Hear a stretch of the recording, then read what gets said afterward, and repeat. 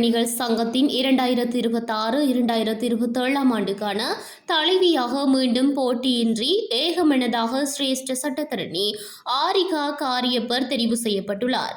கல்முனை சட்டத்தரணிகள் சங்க வரலாற்றில் கல்முனை மாநகர சபை முன்னாள் உறுப்பினரும் சிரேஷ்ட சட்டத்தரணியுமான ஆரிகா காரியப்பர் 2025-2026 ஆண்டுக்கான முதல் பெண் தலைவியாக தெரிவு செய்யப்பட்டிருந்தார். கல்முனை சட்டத்தரணிகள் சங்கத்தின் வருடாந்த பொதுக்கூட்டம் கல்முனை நீதிமன்ற கட்டிட தொகுதியில் கடந்த புதன்கிழமை 18ஆம் தேதி நடைபெற்றது. இக்கூட்டத்தில் 2026-2027 ஆண்டுக்கான நிர்வாக தெரிவும் இடம்பெற்றது.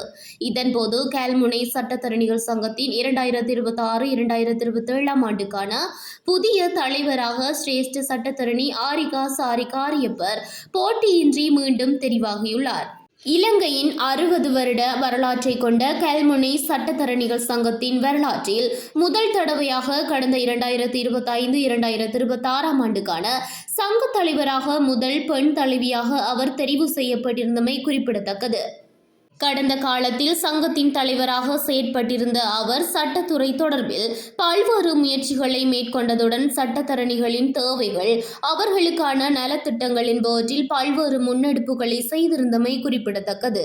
அத்துடன் இவர் மீண்டும் 2026-2027 ஆண்டுக்காக தெரிவு செய்யப்பட்டமையானது கல்முனை சட்டத்தரணிகள் மத்தியில் வரவேற்பினை பெற்றுள்ளமை குறிப்பிடத்தக்கது.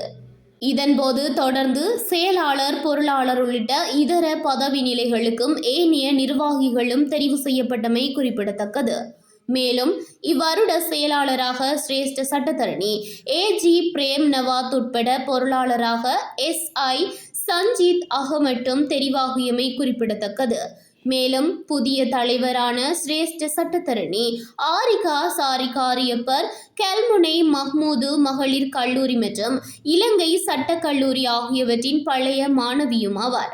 அத்துடன் கல்முனை மஹ்மூத் மகளிர் கல்லூரி தேசிய பாடசாலையின் பழைய மாணவிகள் சங்க செயலாளரான சிரேஷ்ட சட்டத்தரணி ஆரிகா காரியப்பர் கல்முனை மாநகர சபை முன்னாள் உறுப்பினராக சிறப்பாக செயற்பட்டுள்ளதுடன் சிரேஷ்ட சட்டத்தரணி காரியப்பருடன் துணைவியார் என்பது குறிப்பிடத்தக்கது.